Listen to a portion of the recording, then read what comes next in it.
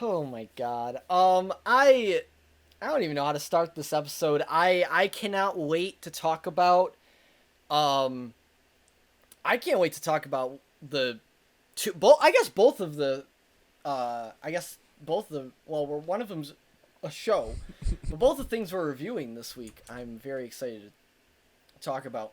We're also we have Christmas this week, so that's wild. We got some. So we're actually recording this a little earlier, so we won't have to take a break because we already have a. I don't know how to explain it. I think you just did. Well, yeah, we don't have. And to take also, a break. I don't know why you have to. You don't have I don't know. to. I didn't know how to start this episode, so I'm just going in. I'm just going for it. You know what? I am really excited for next episode because there is something that you have in your possession. You don't know you have it in your possession, but there's something you have in your possession that I'm very excited to see next episode. There's something. Okay, so Joe got me a Christmas gift. I haven't opened it yet because he was very adamant that I not open it till Christmas. Yes, that is the rule. So what happened was my girlfriend wrapped all of my presents, like my presents that I'm going to give to people. She wrapped them because I'm a terrible wrapper. Oh, and me she too. felt that it would just be... she didn't want to have to watch me struggle with that. So she was like, do you want me? Like, I'll do it for you. And I feel guilty when anybody does anything for me. So I was like, okay, sure, go for it. And then I get this package from Joe downstairs, and I bring it up, and I put it next to, like, the gifts that I got to bring when I go back to the falls. And she starts eyeballing it, like, am I going to have to wrap another fucking thing? So I see her, like, standing over it and looking at it, and she's like, and so I go, oh, that's from Joe, I think. And she goes, for what? And I go, for me! It's his Christmas gift to me! He's a nice guy. He got me a Christmas present, even though I got him squat. So, I have it. It's still just in the Amazon box. I'm pretty sure I know what it is. But I won't say. I won't. I don't think you do. I do. Yeah, I think I do know what it is. Well, we'll see then. We'll see. and I think that it's very. I think that it's I'm getting a little. It's very bold of you to think that it would make it into the display of anywhere in the background. That's what I thought you were getting at. No. You have no idea. But you think that it's so good that I will bring it on the show no matter what. Yeah, I think it has. I think you're gonna. I think so. I'm gonna be bold, I guess. I think yeah. You'll see what it is. Okay. I think it's cool. Hopefully they're actually good and not like just the thing that you get and it looks good, but it really when you get it in person it's not good. You know those things. Anyhow. Sure, like dresses. That only happens with like women's clothing, I've heard. I've never gotten something and been like, oh, this isn't what I thought it was. Yeah, I think I've been pretty lucky. But you also got to keep an eye out for that stuff. You got to be sharp. Like a lot of times that'll happen. Facebook ads. If it's Instagram ads, those are like super like notorious. Oh, okay. For that shit. Like never trust those. Those are bad. I don't know. I've never bought anything on Instagram, but my brother has, and he's gotten some good stuff. Like he's been very satisfied with what he's got. I think he bought like a coat. Your brother also thinks the Santa Claus trilogy is the best trilogy ever.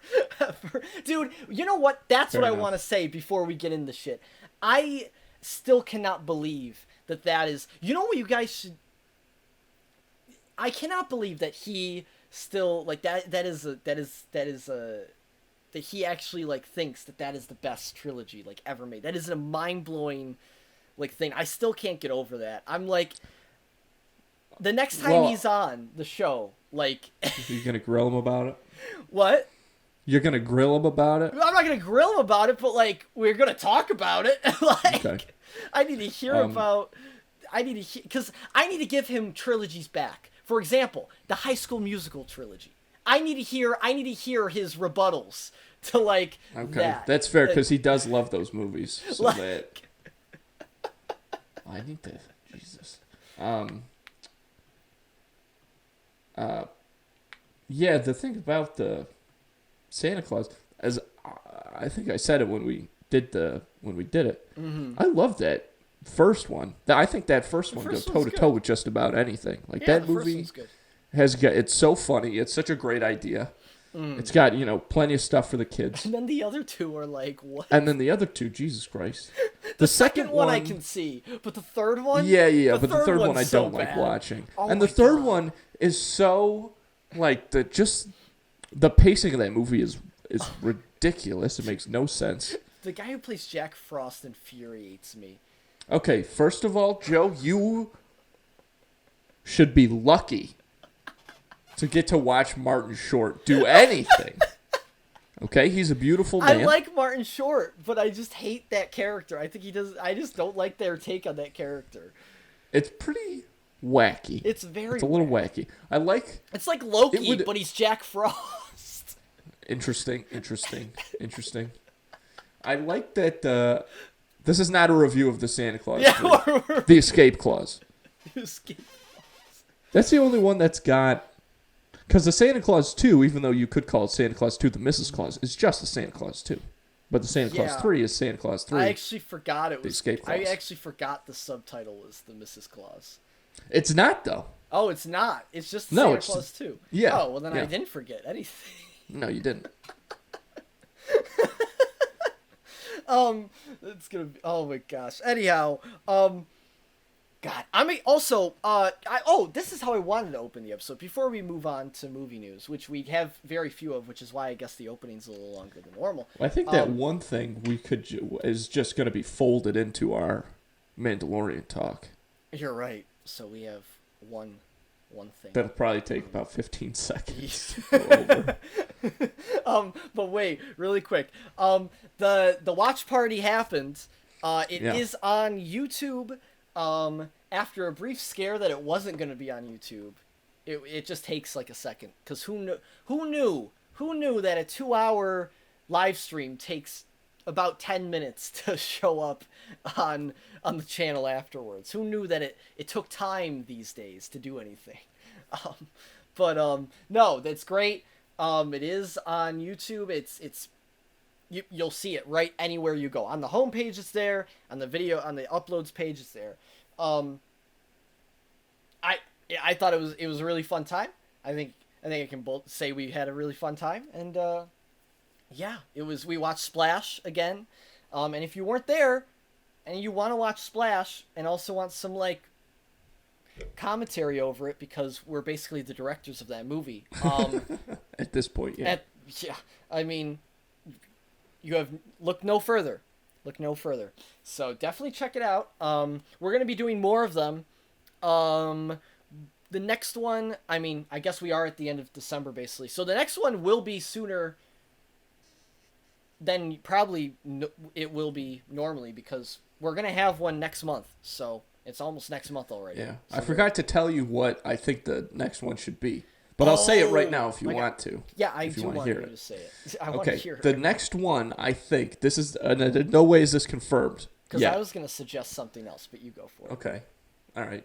This is what I think we should do. I think we should do the 1990 Ninja Turtles movie, the live action one. Whoa. The first one. I think the first one would be really good. We That could is also not do where the I thought we second would go. one. But that is like... I've seen those movies. They're good. I They're mean, amazing. I haven't seen them in years, but when I was a kid, I thought they were good.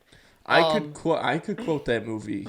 Really? I could do the whole thing right now if you Is wanted me Shredder to. in both those movies? I think he is. Yeah. Yeah. I remember the guy who plays Shredder. Like, the Shredder is, like, very cheesy. Like, it's great, but it's like... Joe, Oh my you have to understand, the Foot Clan, all these kids are just looking up for a place where they can be accepted.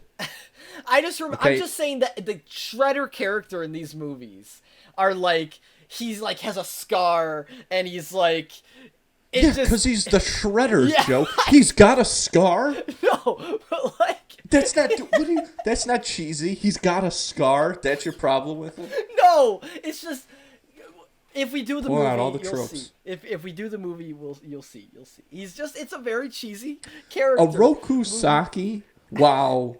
I obviously don't like him because he's evil. Mm-hmm. I respect him You because respect he's him? in a way, absolutely. Because I think that he. It's like saying you respect Darth Vader. Actually, you probably do respect Darth Vader. No, you shouldn't. Yeah, why wouldn't you? You shouldn't. What do you mean? How do you At respect the end, Darth Vader? well, the that's end, it's a different thing. Yeah, Okay, so maybe respect is the wrong word, but actually, it is completely the wrong word because a Rokusaki is he's a real son of a bitch. He's a real and son of a bitch. Yeah, I completely take that back. I strike that from the record. Cut that out of the podcast. I don't even want that out there because Rokusaki, what he did. Yeah, it's bad. What he does is bad. Anyhow, I was gonna suggest an equally cheesy movie. Maybe no, it's actually not equally. It's not equally. It's not equally at all. But Indiana Jones Temple of Doom. That could be a lot of fun. It could be a lot of fun, especially since we've had a lot to talk about with that one. So Yeah. so that's on the table too. There's a lot of We should probably do that. We should probably do that one. well, But hey, we'll see. Hey, we'll see. We'll see what happens. But anyways, sometime in January, be on the lookout. Let's get right into movie news. So the first thing and the only thing on the docket for movie news, which is great because we've had back-to-back weeks of insane amount of movie news, is so Justin Timberlake is in a new Apple TV original movie. It's his first It's his first role since 2017, I believe. Wow. And what was that? Wasn't I was gonna ask you? Is it The Social Network? No, that movie did not come out. No, that came out way before. That came out way before that. So then what? Then I think. I'm gonna look it up then. Okay, you go ahead and look it up. I like. I'm just gonna think about some movies that Justin Timberlake has been in. I think the only two. The Social Network's the main one that I know of. You ever see that movie In Time with him? In Time. That was okay. I'll say this. I like that movie a lot. I have not seen it fully. I like saw that it didn't do great, but like also who cares? Because like there's like a lot of those movies that are like really good, but you know snobs don't like them. Schnapps. But like dude, like it's from the same era of like Jumper and like yes. Well, but I would not put it in the Morgan Freeman one with the bullets and Angelina Jolie, I think is Wanted. Wanted. Okay, see, it's from that I don't era. know. Like, you know what I mean? Wanted was a sick movie. That's a pretty specific era. I would say that In Time is maybe a product of that era, and definitely a product of those two movies, because I don't think I would even necessarily put those two movies directly in the same category, Jumper and Wanted. I think there's definitely, you can trace the roots of In Time to Jumper, but Jumper is definitely not as good. Yeah. Wait, and really? I like that movie. You don't think Jumper's 100%. as good as In Time? That's crazy. Yes, I'm Wow. positive of that. In I haven't Time, seen I In Time. legitimately like that movie. I heard it's. I mean, I haven't seen it. I remember thinking the concept was really cool, and I think that I still stand by that. Wild. I guess a movie he was in 2017. I think the Trolls movie came out, which he did music Oh, for, right. and then also That's I think it's an indie movie called Wonder Wheel. I don't know. I didn't see it. He was in that Inside Llewyn Davis movie, which was a But, while ago. It's like 2000. Anyhow, 15, he hasn't done anything in a while. But yeah, oh god, Wanted would be such a good. I can't believe I gotta write that one down. That's a great throwback for the future. Movies rocks. Have you seen Wanted before I move on? No, I've never seen it. Dude, that movie's sick. Okay, so anyhow, this movie, I should probably know what the name of the movie is, shouldn't I? I bet you just watched part of the trailer. Do you know what the name of the movie is? Palmer. Palmer. You're right. It is Palmer. So, basically, Justin Timberlake he just got out of prison. He was doing hard time. Doesn't explain at all what He was doing hard time. Yeah, I don't know. He was. I don't know. Is that like a really old fashioned way to say it? So he just got out of prison. We don't know why. That's the one thing the trailer doesn't really show. It. I'm not gonna actually. I think so it looks like a pretty by the numbers movie. From what the trailer shows, I will say the whole thing is he goes back home, and then there's this kid who his mom just leaves him, and he kind of who he's staying with. I think he's staying with his own mom. So Justin Timberlake's mom takes care of the kid because the mom just leaves him. So then Justin Timberlake kind of starts taking care of him and kind of becomes more of a father figure to the kid. And the kid is kind of having I don't know what the correct term is, but the kid is gender fluid. So the kid like is dressing up like a girl. He's playing with dolls. He like he doesn't really like fit like the normal stereotype the normal stereotype. And Justin Timberlake is like, you're a boy, why are you doing this stuff?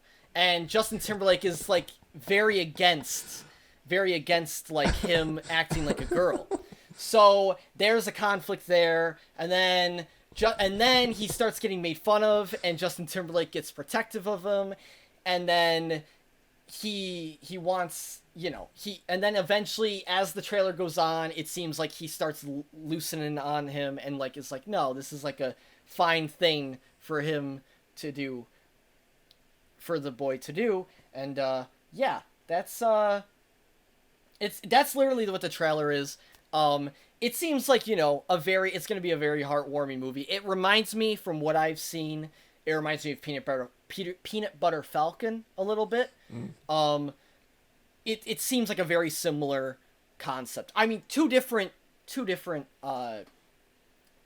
conflicts, or two different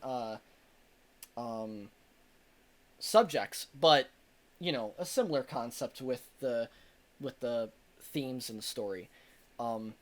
That's honestly, I'm probably gonna watch it actually I don't have Apple TV, so maybe I won't, but it's an Apple TV, or yeah, so I might not even watch it.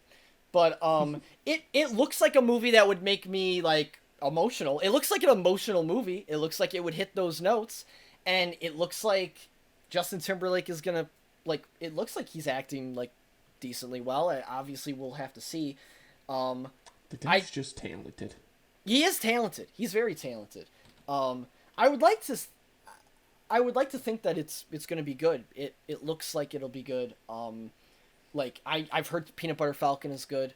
I mean, obviously this movie isn't the same movie, but we'll see like how they tackle this idea. And yeah, it seems interesting. It's cool because I've never seen a movie tackle that's a real issue, like that families it's a complex thing that families have to deal with, where how do we handle this relationship? And I think I don't know, I think it'll be interesting to see. I don't think I've ever seen that story on screen before, so I think it'll be interesting to see it, I guess, right? So I don't know, I think it'll be cool to see how they handle it. Yeah, that's about it. I will say the trailer shows the whole movie, basically. Gotcha. It is that kind of a trailer. I mean, you don't know what he's in jail, what he went to prison for, but you see the whole movie basically in this trailer. So it is one of those trailers, but I'll probably still watch it if I end up getting Apple TV. Don't know if I will. That's the only streaming service I don't have. Do you have Apple TV? Yeah, we got Apple TV because somebody got something. And oh, okay. I got you. And there you go. Have you watched anything on it? I watched some of that Rob McElhaney show, Game something. Huh. So one about like it's one about like this company that makes the online video game Oh, yeah, yeah, that's yeah, like yeah, World yeah. of Warcraft. Yes, I know exactly what you're talking about. Yeah, yeah, yeah. Yeah, Yep, whatever that's called. I got you. I watched a little bit of that. Did you so did I know you only watched a little bit of this trailer, and but like, do you have anything, do you want to add anything about the Oh no, I mean not after that. I think you nailed it, and Yeah. we're just gonna have to wait and see. Yeah, it's really I just think that yeah. I think that this is probably gonna be a pretty different character for Justin Timberlake to play, Yeah. and definitely a different movie. I mean, he's been on a lot of like when he started movies, it's been in more thriller type deals, right? Yeah, true. I mean, I guess the Even only... I would say even his role in The Social Network is pretty, like his part in it is pretty thriller esque. Like there's a lot of if you're gonna put it on one character, it's definitely his. Yeah. But this and also even that one is like based on a true story and all that, whatever. Whereas this is like a purely like this is like a social drama, right? Yeah.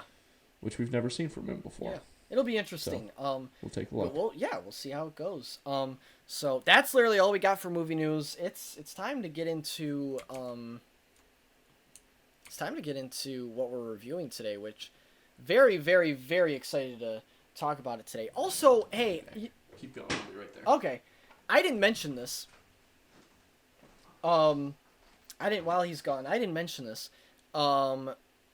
We have a new overlay. I don't know if you guys noticed. This is another thing I meant to say in the opener. Obviously, we have a new overlay. Didn't even mention that. It's, we introduced it for the watch parties, but if you're watching this right now, or if you're just listening, you can't see it. But we do have a new overlay. So there it is. Here it is. And this is what it's gonna look like for a little bit, and I think it looks pretty cool, so I'm excited to keep using it. And it's like slightly different for the watch parties. We have like a now playing thing like over here, and then we have a time signature over here for when you're watching, and that's about that. Anyhow, now we can get into what we're talking about this episode. The first thing being something insane, and something that I'm very excited to talk about. I think Andrew is as well. We are talking about finally, The Mandalorian Season 2.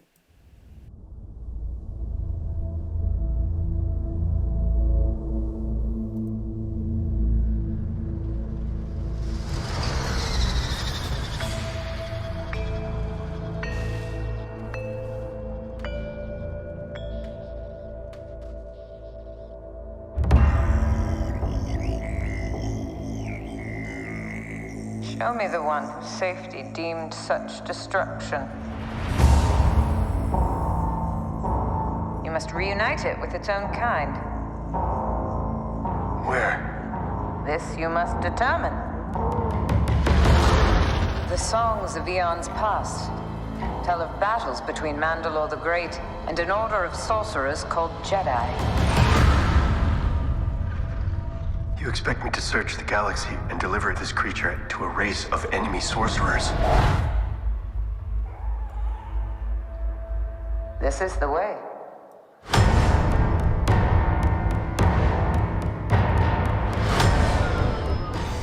So yeah, there's the first part of the trailer if you've never seen it.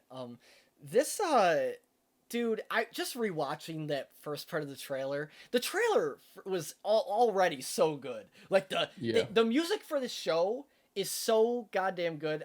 Before I get into that, I guess I should say, so the trailer just explained it basically. But this season, if you haven't seen season 1, by the way, spoilers. If you haven't seen season 2, spoilers. We're gonna spoil. Oh yeah, gotta say that right up top. This is a spoiler review. Yeah, Chock full. Like we're gonna save like the big boy thing that happens for the very end, because we're gonna lead up to that, because there's a lot of other things to talk about before that. But the big boy thing, you're not gonna want to be spoiled on that. I assure you. The thing that everyone's been freaking out about, you don't want to know if you haven't seen it. You do not. So be warned.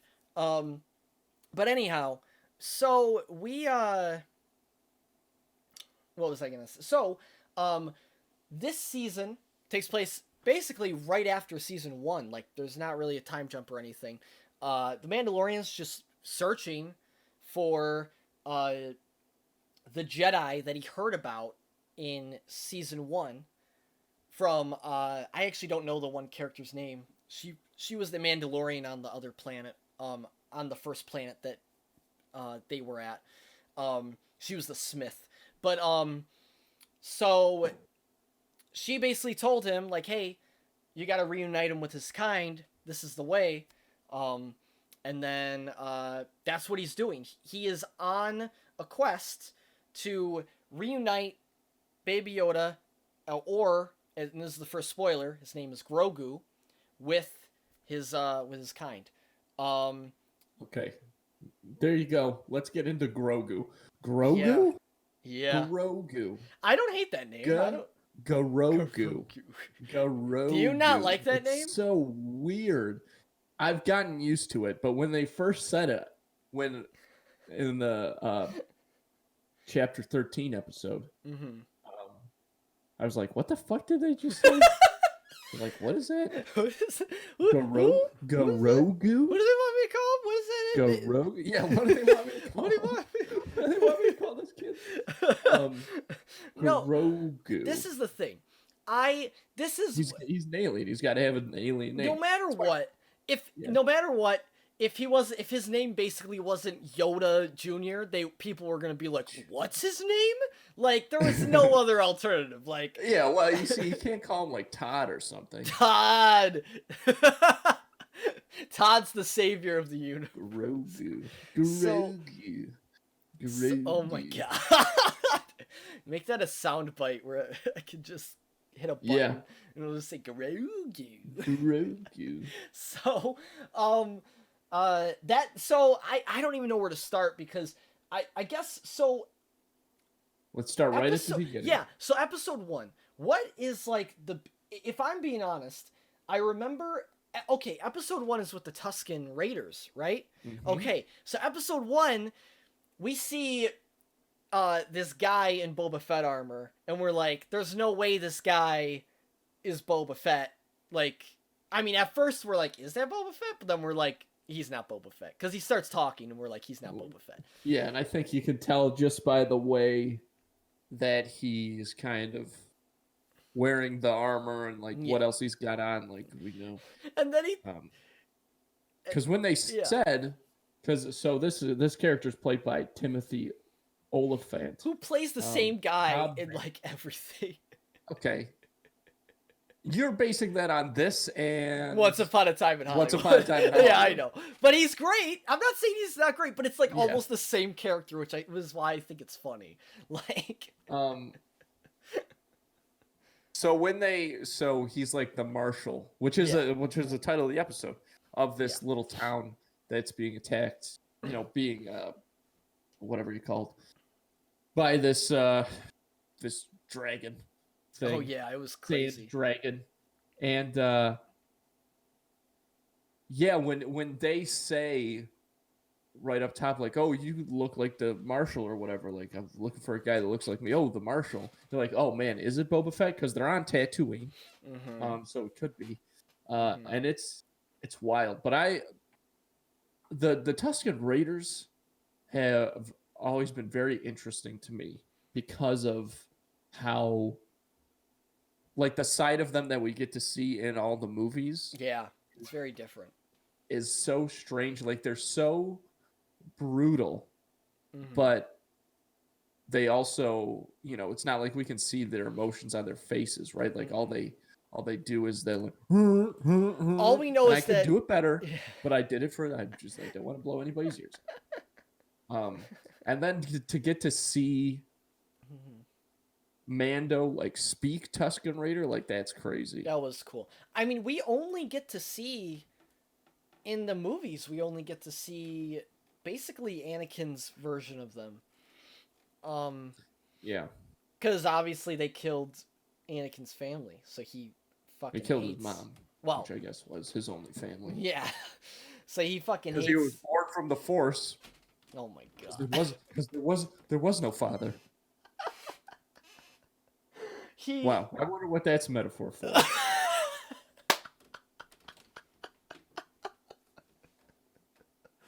our man George Lucas, baby.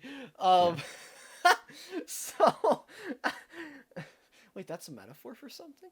Um Hmm. so um anyhow, it's just like you said, it's very interesting to see we see this very different take on them in the movies, and now we're seeing, I mean, we still see like a more brutal side, but like seeing seeing I guess I'll call him Like Mando. Uh we've never seen somebody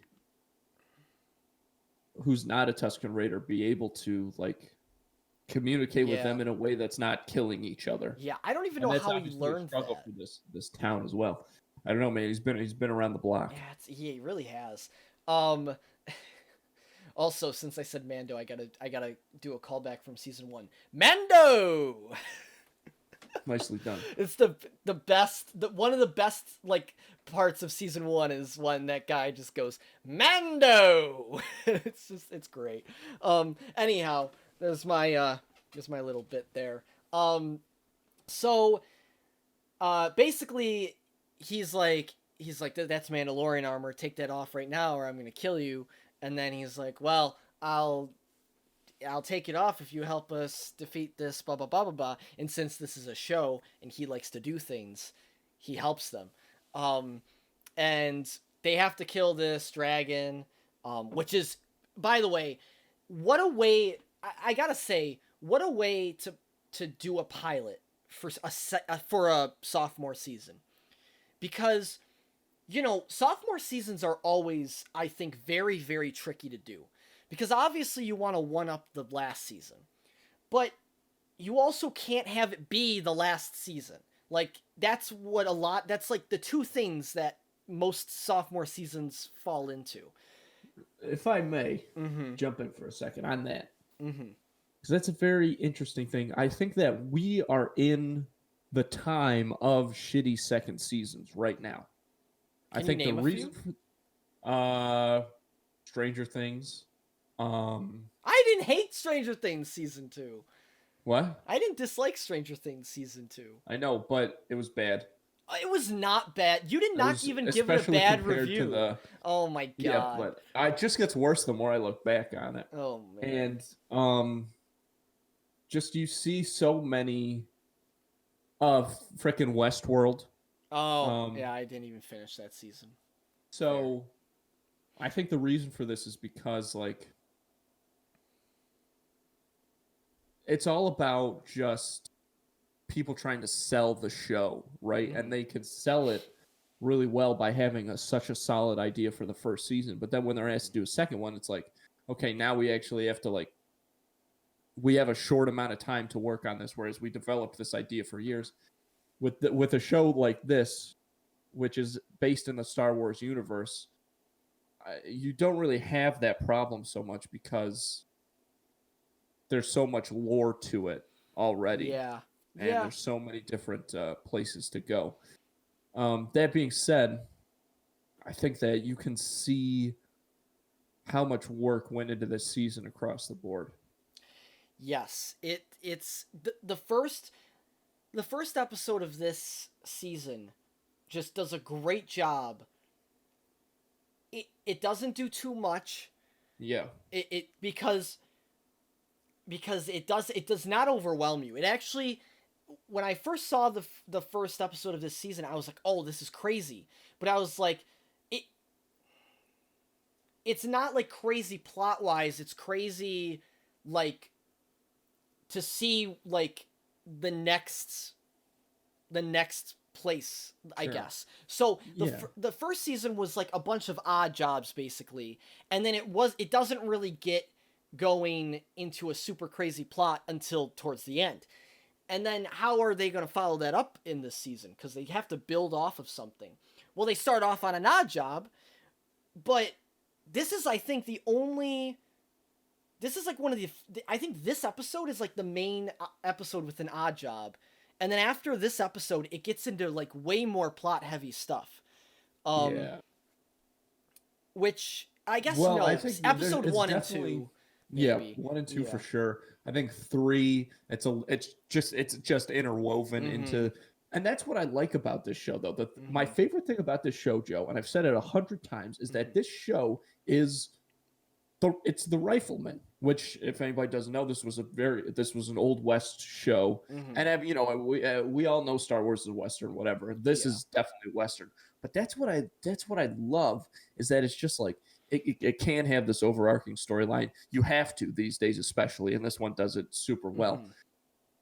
But I just love that it can be just a series of Yeah. him doing completely different stories. Odd I love jobs that is a too. good way to put it. Yeah. That term to me feels a little derogatory, Oh no, I think it's great. I but don't think it's a bad thing. yeah. I mean, I compare this I wish there show. was like a better word for it.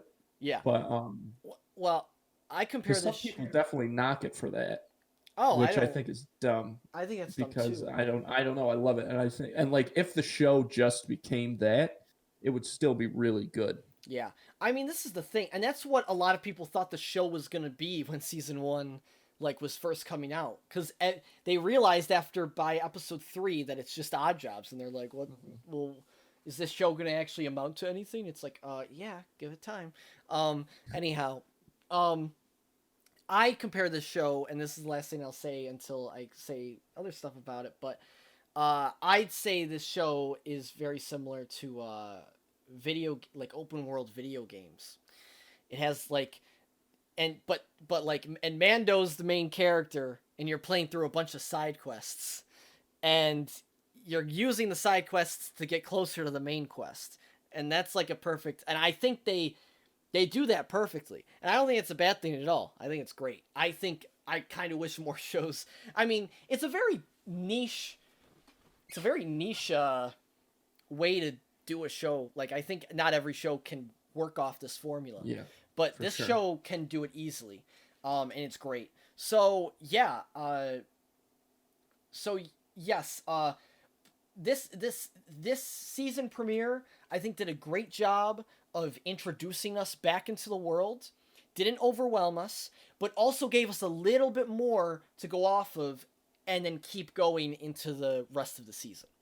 Because the main thing of this episode is, as cool as the dragon is, and I gotta say, they also, I think the reason why they opened with an episode like this is to show how much more of a budget they have for their CG. The CG on this dude is insane. It was like, if you compare the CG of this season to last season, there was only one thing where you can notice the CG, really, and it's at the very end of the season, and that's technology that is very hard. Like, a lot of studios are having issues, like, perfecting that technology. Sure. And you know what I'm talking about. Still impressive for being as in its infancy as it is. Yes, and you know what I'm talking about, and we'll get to that. Yeah. But it looks way better than even like a couple years ago. Yep. Like, way better. Yep. But all the monsters and shit in this season, incredible. Like, they really were like, we're gonna show people like how big this can get now. And that was basically episode 1. Yeah, that's interesting, because the first 2 episodes, they do have like 2 big CG monsters. Yeah, dude, the spiders. Holy shit. Yeah, I just got chills thinking about that a second ago. But mix that with what also happens in the second episode, the frog woman. That's practical. That costume. Yeah, that was great, and it looks incredible. And it's just so cool to see that practically done, and it looks amazing. That was what a good B plot. What a good B plot. I gotta say, that was one of the best, because not only are you giving us a character, because, okay, not one, we can't understand this character. This character isn't even it's a puppet or an animatronic. I actually don't know which one. I think it's one of those. I just don't know which one. And like, so you don't even get the benefit of, like, just because you can't understand them doesn't mean you can't understand their facial expressions. You can even less so with this character. But the way that it's written and the way that it goes about, like, you really get a feeling for this character's journey, even though you just meet them this episode. And I think that's so easy to do when you have what basically becomes a device is her eggs that she has. Like that's something you can completely relate to. And then Baby Yoda fucking eats the eggs. Dude, I was like, that was the one time where I was like I've been like annoyed with Baby Yoda. I'm like, Yoda, you gotta, or Grogu, I guess. Grogu, you gotta stop this shit. You're eating kids. You're eating children. He's like, look, it is what it is. It's aliens. Okay. It was so funny. Look, Grogu is not. He's flawed. Okay, he's got his own flaws. He has his fatal flaw. His fatal flaw is that he loves. I mean, if we had to pick one, that would 100% be what it is. Is that he just likes to eat children. Just likes to eat things. No, I'm kidding. It's tough. Look, it's tough. Did he commit genocide like everybody was yelling about? No. Did people think that? Oh yeah. See, this is now I saw something on Twitter that you didn't, and these people are real fake people. Like these people definitely like just don't exist. Don't exist. I just love that saying. They're like Baby Yoda they're like calling him like a war criminal basically. Like he committed genocide by eating these unfertilized frog eggs of an almost extinct species. Oh my god, Jesus and look, Christ! What are you gonna like? That's so funny. We got a protest blowing up the Death Star because all those stormtroopers died. Which they actually like do like that was something yeah like yeah that. I honestly I loved that a little bit because I was like, you gotta look. Yeah, it is what it is. Yeah, it's the spoils of war. Okay, you can't. It's not good, but it's the thing is, it's just so crazy that there were that many people on the Death Star. Just because like there's so many people in the universe. Yeah. Now, like that's what's mind blowing is that there's just like, I mean, zillions of people probably. Yeah, probably. You're right because there's so many people that the Outer Rim like isn't even governed. They can't even govern a whole section of space. Well, like let's get to that. Let's get to that at the very end. I'm excited. So, anyhow, episode 1, I think we've talked about those 2 episodes. I will say, episode 1, he gets the Boba Fett armor back. Interesting. There's a guy at the very end of the episode who shows up, which, if you have an insane memory, which I didn't have an insane memory, so I didn't even remember. He's in season 1. I didn't even remember him doing that in season 1. Remember when at the very end of one of the episodes in season 1, we see Feet pick up the dead bounty hunter, the girl who's in this season. Oh yeah. I completely forgot about that. So when they like showed a flashback of that, I was like, oh my god, of course that was him. Didn't even think about that. So anyhow, besides that, we see his face. I still didn't know that it was who it was until episode 2. I didn't recognize him. him. Slacking. You gotta know. You gotta know what he looks like. You have to. He's got the same face as Django. It took me a second. So, anyways, it is Boba Fett. They brought him back, which is like one of the craziest things that they could have ever done, other than bring Darth Maul back, which they can't do because he's actually dead in this. But he's dead in this point in time, which is fine. That's completely fine. What I'm saying is this is the equivalent of them bringing someone back. Like this is huge. They did it. People have been wanting this shit forever, and they brought him back. And then roll credits. Credits of this show, by the way, phenomenal. Best credits of any show on TV. Oh yeah, dude, the music of this show is so hype. And I love that they show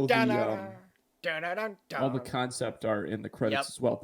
That's awesome. It's such a good idea.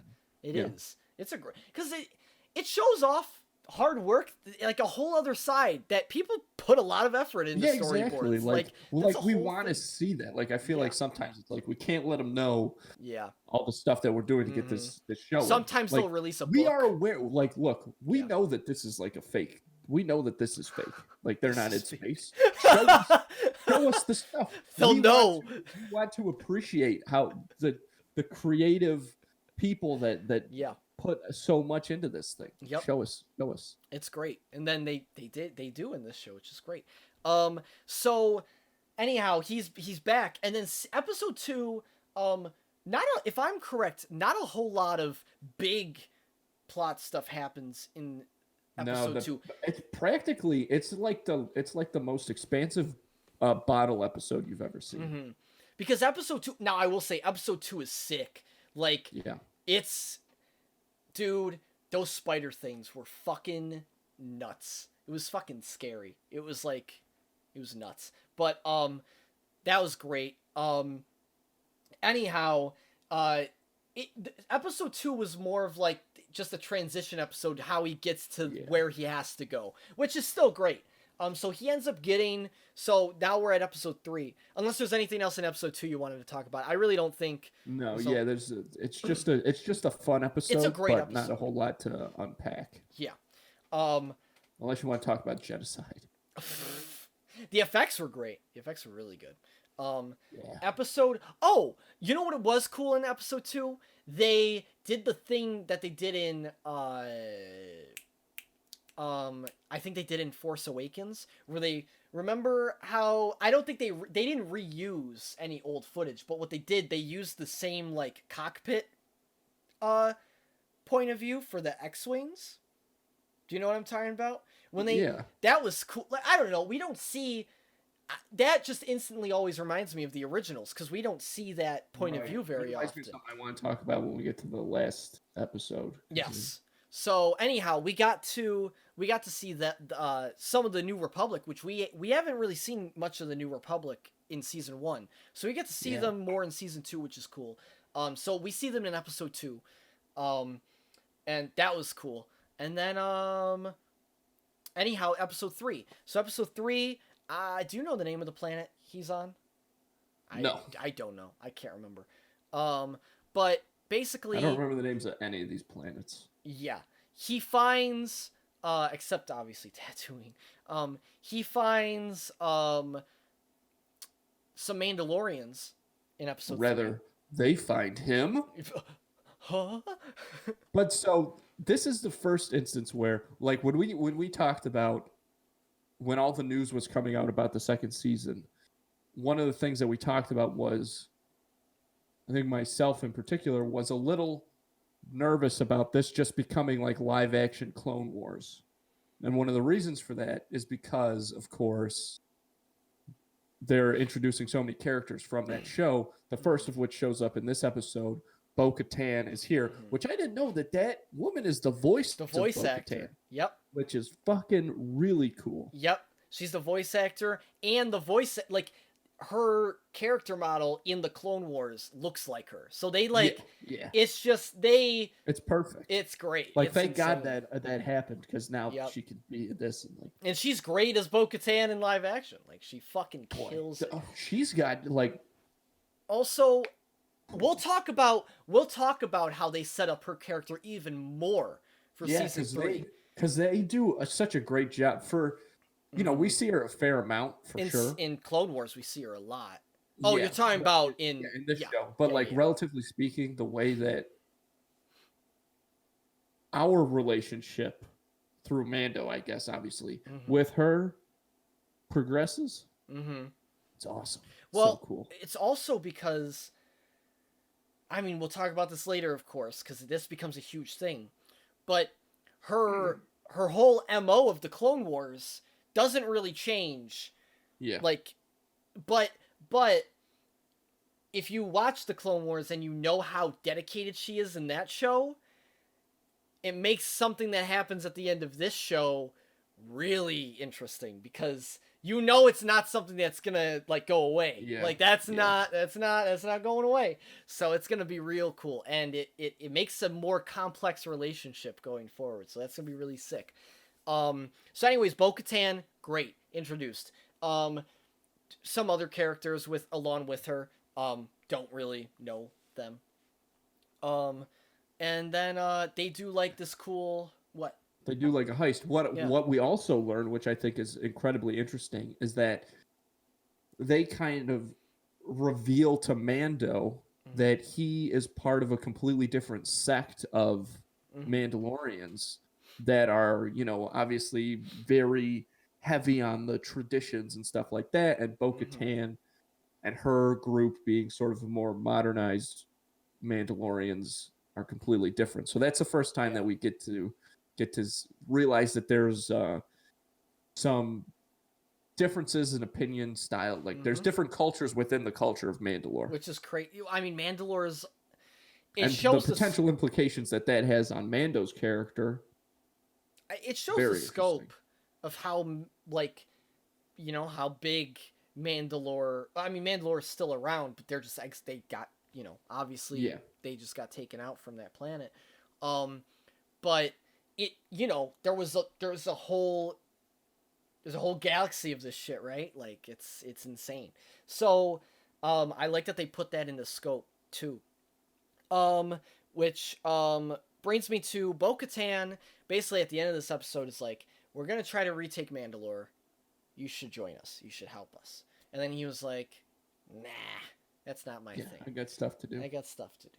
And he doesn't care, but like he's not a part of that. He's not a part of their whole group. He doesn't have any interest in being a part of that whole group. He just wants to keep doing his thing and go, this is the way. That's his way. So, so he's like, nah, see ya. And then he pieces out. Cause she tells him where to find a Jedi, which she is pretty good friends with, Ahsoka Tano. Which leads us to episode 4. Is there anything else from episode 3?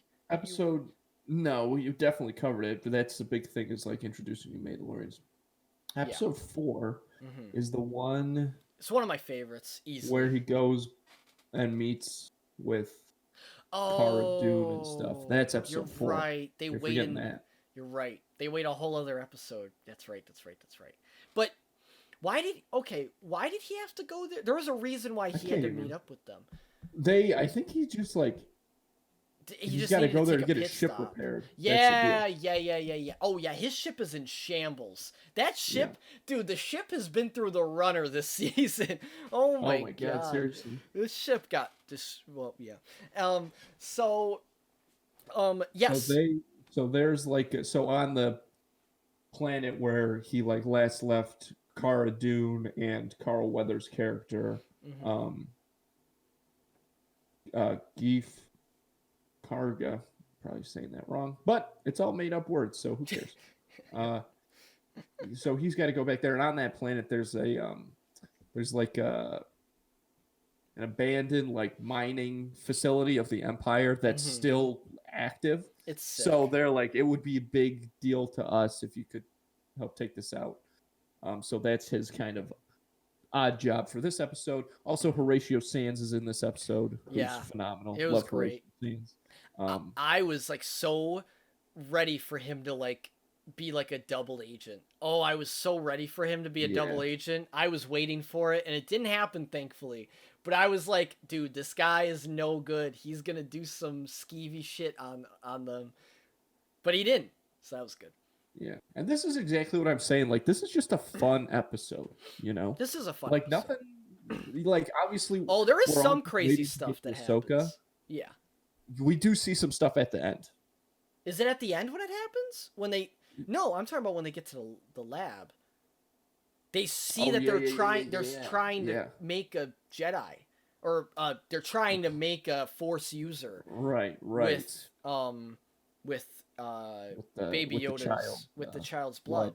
And then we get to see the consequences of Mando keeping that guy alive and of sparing him and not killing him, because he kept helping and ended up is still working for them and getting them closer and closer. Which we'll talk about that later too. Because I have a whole thing that kind of annoys me that might be true, and I hope that's not true. I think, well, we'll see. Yeah. So yeah, good episode, a lot of fun episode. Now we get to the one that, I mean, I've been waiting for this entire season. Like, I was ready for it. Like, this is the one I was looking forward to most. Because let me tell you something, Joe. If anybody asks you, if they say to you, okay, you got to pick Rey, Leia, or Padme, the only acceptable answer to that question is Ahsoka. Because you better. Ahsoka's the Yeah, coolest. she's sick. She's like, she's the best woman. She's the heroine of Star Wars. She is sick. She is sick. I will say Leia's pretty damn good. Leia's pretty damn good. Yeah, but is Leia. It's different because Leia is like she's so smart, you know. Yeah, I mean, I don't think And it's she worth. becomes like this general and stuff. Yeah. Okay, you know what? But the reason you have to compare it, I think, is because people are always going to bring up the characters from the movie series. Mm-hmm. Yeah. If when they want to talk about, you know, But like I said, Ahsoka, who the heroine of yeah. Star Wars is. But the answer is obviously Ahsoka, and everybody knows it. Everybody who knows. She's great. She's great. I mean, it made me want to finish Clone Wars. I really got to finish that show, man. Because first off, this is like the biggest episode. This is basically the episode that sets up her show that's coming out. Because now we have a good idea of what that show's going to be about because of what happens in this episode, which I talked to you off camera about. So, anyhow, he goes, I guess, so Mandalorian goes to this planet looking for Ahsoka. The episode opens with Ahsoka basically going off on these, like, people. These guys are Empire, I guess, holding this town captive, right? Like, that's basically what the deal is. Am I missing something there? I don't know if they. I thought they're Empire. Maybe they're not Empire. I don't know if they are Empire. The woman definitely who runs the town with an iron fist. She, I believe, definitely has some Imperial ties, but I don't think that. I think that that's all just governed by her. Yeah. Okay. So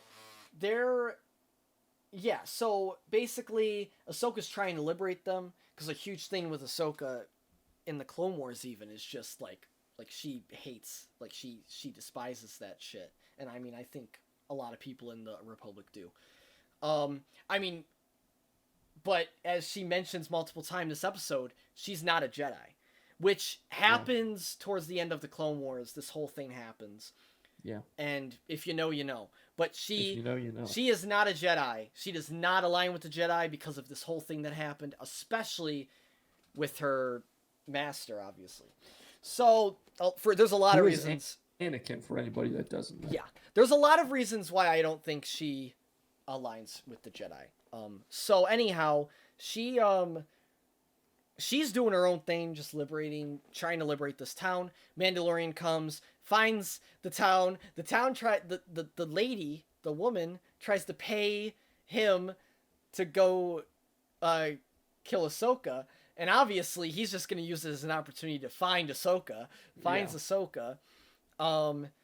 And what was his loophole? Oh, his loophole is he doesn't have to do the job if he doesn't accept the reward. So that's his whole loophole for his like code. So he ends up going to find Ahsoka. Ahsoka and him fight for like don't they fight for like a hot second? Yeah. Which is sick. Just pretty cool. Yeah, because then we Get also to really show off that Beskar armor. we get to see that you can't lightsabers can't get cut through Beskar super easily.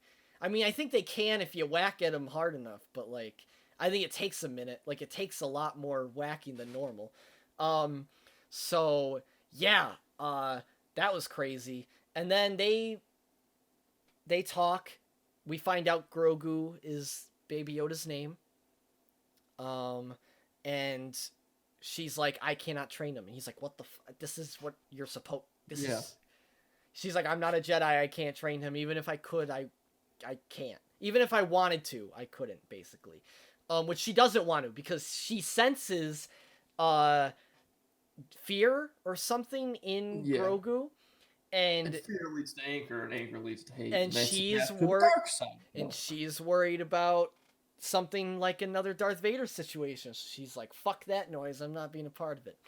And then she's like, if you take him to this rock on this planet, it'll basically be a beacon to all Jedi that are alive, if there are any alive, and they can help. They will find him after that and help him if he decides to take that route. And he's like, okay, great. And she's like, so do you want to help, like, me take over this? Do you want me to help liberate this camp? He's like, sure. And then he, like, they both fuck shit up at this camp, and it's great. The fight between Ahsoka and that woman, incredible. Awesome. Dude, the Beskar spear, that was nuts. That is a cool fucking weapon. That is a sick weapon. That fight was so good. Also, I love that Mando was just like fucking with the one guy outside. Like the one guy even had a chance. Like he was just like, yeah, it's wild. He was ready to kill him like in 2 seconds. Like he wasn't even worried about it. He was like, I guess I'll talk to you a little bit, and then once you pull your gun on me, I'll just end you. So anyways, we learned that Ahsoka is looking for Thrawn and Ezra. That's the big thing. Thrawn and Ezra. But she never says Ezra, right? Well, she never says Ezra. We just assume, but we can assume that she's looking for Ezra because last we know, Thrawn and Ezra were on the same ship when it exploded. So it makes sense that if Thrawn is alive, Ezra is also probably alive. And even if he isn't, she is looking for Thrawn for answers and revenge, because Thrawn is a terrible... I mean, he's an amazing villain, but he's a terrible person.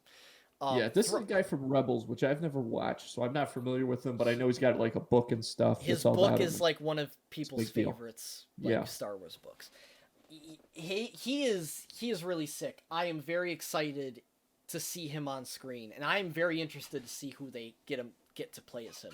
I actually wouldn't be surprised if they get if the voice actor looks like him. I could see them getting the voice actor to play him. Sure. But we'll see. Anyhow, that's gonna be sick. So now we know what the Ahsoka show is gonna be about, which that's gonna be so cool, dude. Oh my god, I can't. It was a bummer because I was hoping to see a little bit more Ahsoka in this season, but also she was so sick in this. Yeah, I'm glad we just got a taste, and like it's obvious that it was just in there to set up her show, which it's hey, that's fine. We got to see her, and that's really cool. And Rosario Dawson. Oh, she did great. I think did an excellent job playing Ahsoka at this particular period in her life. That's the thing. I agree, because obviously she's not going to be the same as in the Clone Wars, or she's way closer to the Rebels persona, which I think she does great. Right. So yeah, that was good. And now the Mandalorian is off to find this whatever it's called. Also, this rock. rock. Also, we didn't even mention a big thing in episode 4. One of the workers that fixed Mando's ship put a tracker in it. Also, I had a huge theory that didn't amount to anything for the longest for those 2 episodes. You know the ball that Grogu likes to play with? I thought that was the tracker. I was like 100% that's the tracker. Because they kept putting so much emphasis on it for those 2 episodes. I was like, that's going to be the tracker, and that's going to be like the whole thing. But no, that was Well, he's had that. We've seen that little silver ball. I thought they might have just put something inside of it. Like I switch it. Yeah. Okay. I don't know.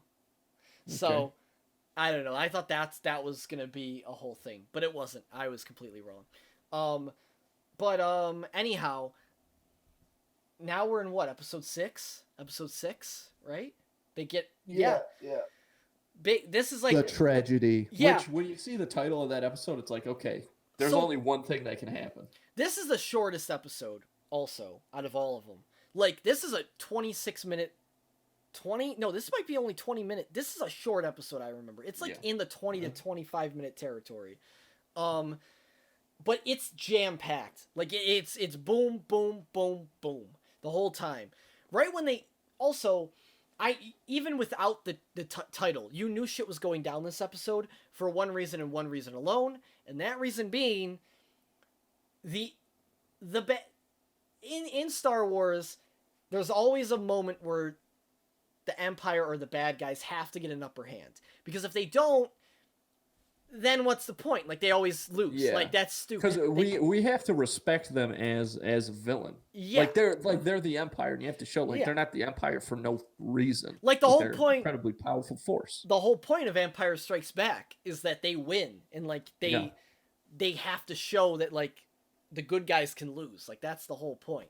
So I was waiting for this to happen, and they were setting it up the whole time, and then they finally did it. And they Mandalorian places them on this rock, and before the Empire gets there, we see motherfucking Slave One land Unreal. on the planet. Just seeing that ship again, just seeing every time that we see the ship in this season, I get excited. I get super excited. Dude, that ship is so cool. It's super impractical as a ship, but it's super cool. I don't get it, but like, I don't understand like how he even gets in the ship, but it's cool. Like, I don't understand a lot of it, but it's cool. It's still a sick ship. So we see Slave One, and then we see Boba Fett not in his armor. He's in this, like, he just has his staff, his robe on, because his robe and his staff. Still has his armor. So then the whole reason why he's tracking him. Oh, and then we also see, what's her name? I don't know her name. What's her name? Fennec, who we thought was dead, but as I mentioned before, was repaired by Boba Fett on Tatooine. Well, fixed up, like stitched up, basically. And yeah, they're basically rolling together now. And he's like, I need my armor back.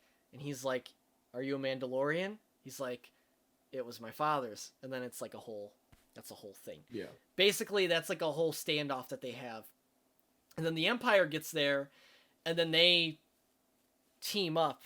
They team up for a little bit. So here's the thing. Yeah. You go for it. Now, because of like, however, Jango Fett was like gifted the armor, so it does technically belong to Boba Fett. That's like the whole deal. Yeah, but he's technically not a Mandalorian. Yeah, but it's still his armor because yes. So Mando's like, okay, it's yours, and then it's confirmed at the end. Whatever. Mm-hmm. When Boba Fett gets his armor back, and at this point there's stormtroopers everywhere. When Boba Fett gets that armor back, it's like tossing a fish back into water. The guy goes crazy with such skill, precision, and like it's nothing. Yeah, that's where he is obviously most comfortable, is when he's just taking out stormtroopers. It was nuts. And a big something. This is the first time, I think, anywhere that we see Boba Fett in real life, why he has that reputation. Yes, as a badass. Exactly. Other than we all kind of know Boba Fett as a badass. Yeah, sure, comics, but on screen, we've never seen. On screen, yeah, he same thing with Darth Vader. Gets killed. Kind of. Darth Vader doesn't really have many badass moments in the original trilogy. Like, he has a few, but like we don't see. It's a little different. I don't think I'd do that comparison. Okay. But holy cow, when he gets it back, it's just like, this is Boba Fett, and I'm glad, because I feel like he's finally gonna get the respect, because like in Clone Wars, what we see of Boba Fett is that he's a teenager, but he's like running shit in the bounty hunter game, the assassin game, and now we get to see like this guy is so obviously a product of that, and it's awesome. It's man. But it was sick. Like maybe my favorite part of the whole season. It was sick, dude. So I have this old Star Wars book. I got it from, I don't know where it is. I got it from a a book fair. You know how middle schools and elementary schools would do the book fairs. So I got it from a book fair, and it was like it was like the Star Wars encyclopedia. And in there was Boba Fett, and it showed every single part of Boba Fett's armor and like all the different like pieces and weapons that he had. And the one thing that we never saw, and a lot of people probably didn't know until this episode, is that his knees have rocket like shooters. That's insane. And it's in the fucking book. Like, it's not like they just added that in this episode. I didn't like, even see that in this episode. He fucking shoots a rocket out of his knee. He takes a knee and it shoots out. It's sick, dude. It is so cool. It's one of my dude, how did you miss that? It's one of the coolest moments. What does he blow up? I can't remember I just remember he literally shoots rockets out of his knee. And okay, yeah, sick. That I don't remember. Because it doesn't look like he's wearing his pants.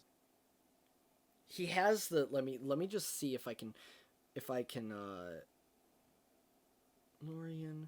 Because he's still got like his robe on. Just got his armor on. Boba Fett knee rockets. Knee scene. Okay. Yeah. Okay. No, he has one knee pad on, it looks like. Wow. Here. Oh, dude, this scene is so sick. I don't want to skip by it. Where's the knee scene? Yup. He takes a knee, and he shoots out these rockets at all these stormtroopers. That's insane. Yeah. He literally takes that is really cool. It's really sick. So he has like only one of the knee pads on, actually. Yeah, they do it right, man. They dude, it looks sick. They go over literally everything that's ever come out about Star Wars. So okay, how can we incorporate this? So he just beats the shit out of all these stormtroopers, not only with a staff, but once he gets the armor on, it's over. Like they're done. He just and that staff is so cool because it looks to me like that's a Tusken Raider weapon, and you can tell the style that he uses. Like he obviously learned it from Tusken Raiders or from watching it. Like it's completely different than when he's using anything else. It's really cool.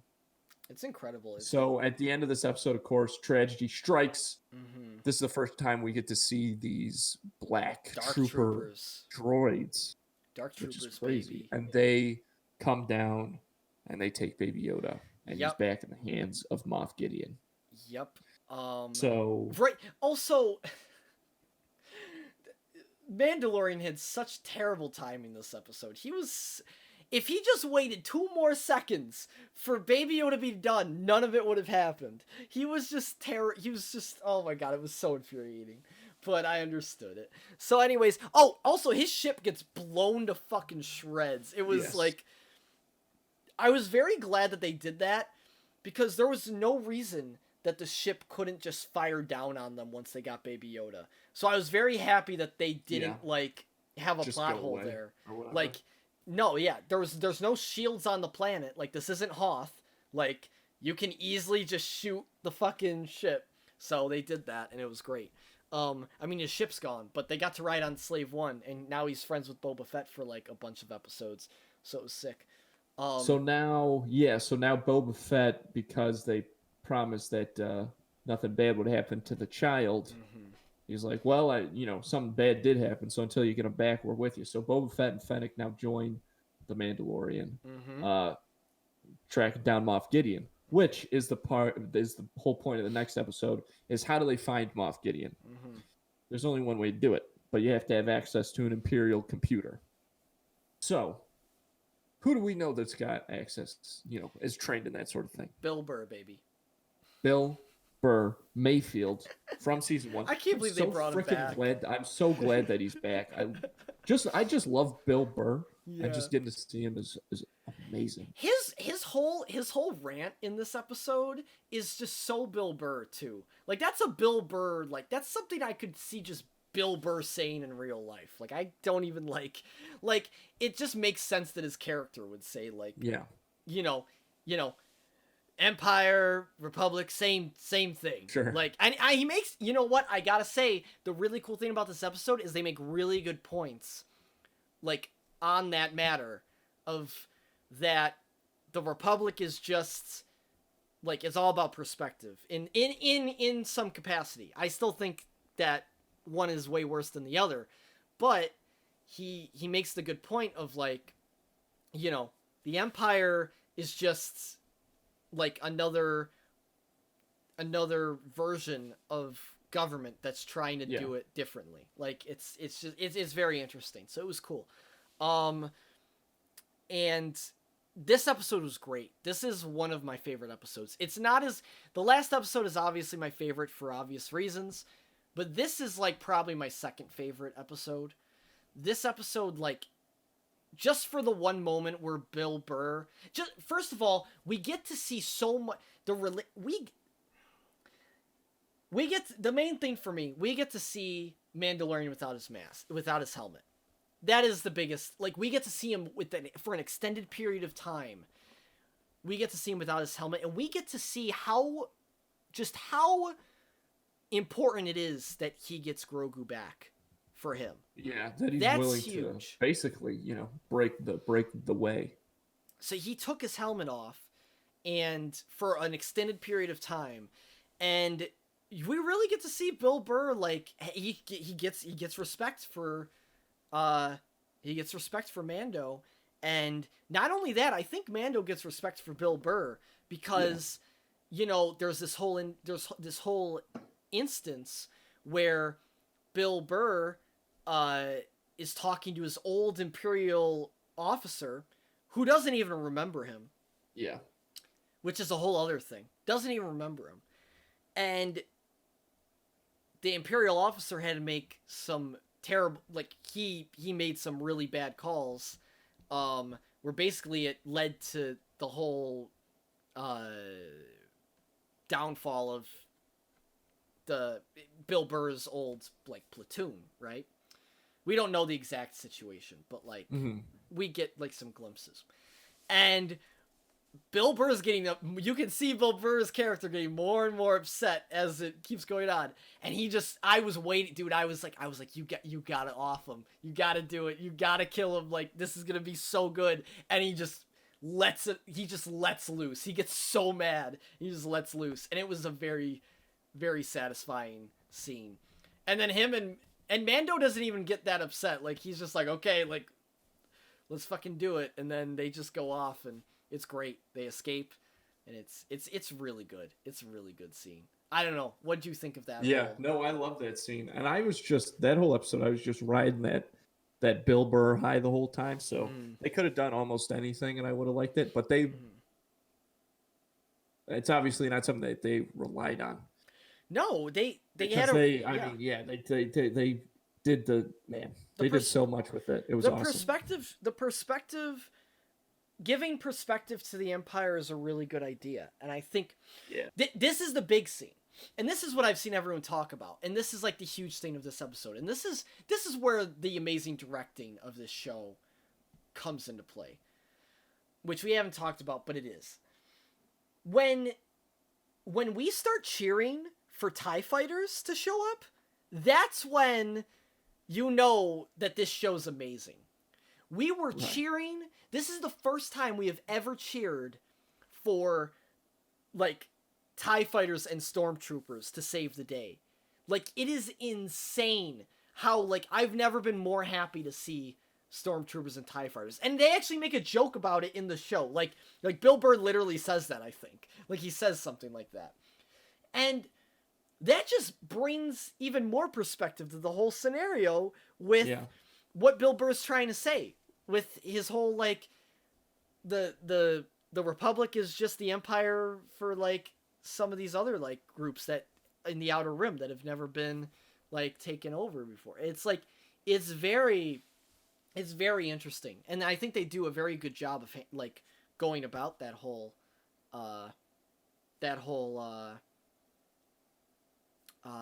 idea and theory. It's cool. So, I don't know. That was really cool. He did a great job. I was really hoping he was going to be in the last episode. I thought he was going to come for the last episode.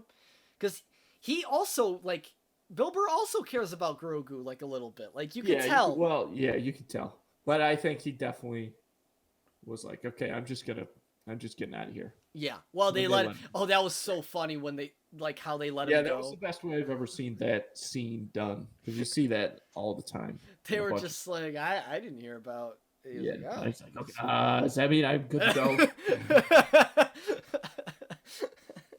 So funny. Yeah, that was great. That was a That great was great. way to do that. And now they are off to find Moff Gideon, and this is the Yep. big boy They got his episode. location. This is the big boy episode, the finale. What is the finale called, by the way? The rescue. The Rescue. Yep. So now it's Cara Dune, Mando, Boba Fett, Fennec, and they meet up with Bo-Katan and one of her Mandalorian cohorts. And that's when we find out that Boba Fett, like, for sure isn't a Mandalorian. Like, they call him out right away. Like, Yeah, well, what's so wild is just that little bit when they, Bo-Katan recognizes that he's a clone immediately because of, obviously they all sound the same. So that's a whole thing, and you could just tell like that's something that I hope they explore more in the Boba Fett show. Is you could tell that's something that Boba Fett kind of struggles with because like his dad was his dad, like he raised him, and yet there's a million guys out there that look exactly like Boba Fett, and that's something we didn't bring up when he was killing all those stormtroopers. Under the helmets of those stormtroopers is probably his face looking back at him, which is fucking nuts. So hopefully they check that out more. So they track down Moff Gideon, who's got Grogu locked up, and they got this whole plan to go save him. And Moff Gideon, excellent villain, oh, dude. and He's great. So we know that when Mando finds Baby Yoda, Moff Gideon's in there, and he's got the dark saber. Oh, yeah. And so they kind of like make a deal or whatever, but it's obviously Moff Gideon's gonna go back on it and try to kill him. Oh, yeah. So we get to see a lot of interesting things at that moment, which is one like I'm glad that like Moff Gideon did a little. Oh, their The fight was fight took a real. little longer than The I fight was real. had kind of expected it to / wanted it to, because like there's no way Moff Gideon like knows how to use a lightsaber, and you can see that in the way that he's just like hacking at Mando. He did a good job, I think. So, but I think you can kind of play that off because it is the dark saber, and you can see how close it gets to cutting through the Beskar. Oh, yeah. Closer than anything that we've seen before. Yeah. And is even other lightsabers, obviously, and that is so cool. It was sick. Also, while we're on the topic of him, Giancarlo Esposito said it before in The Boys season 2. He's amazing. He is one of the best. He's one of the best actors around. Like he's so good. And I know he plays like a very similar role and everything, but he's great. He's great at it. Yeah. He's fucking great at it. And he always brings something new to the table, I think. I always think there's something new for him to bring to the table. And I think he does a great job. He does great as Moff Gideon. And right up until the end, even when he loses, he's still in it until the very end. He kind of starts to do some dumb stuff, but when he gets there, he obviously knows his whole plan basically is that he knows that if he loses the Darksaber to Mando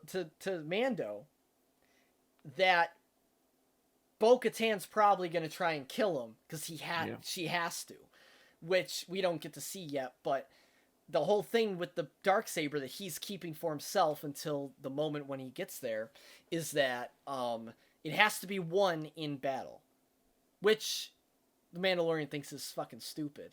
He's like, just fucking take it. Like, I don't fucking care. But it's like, obviously for Bo-Katan, it's more than just a legend. Like, it's true. Like, that's how it's won. That's how you become the leader of the Mandalorians, and that's how everyone will see it.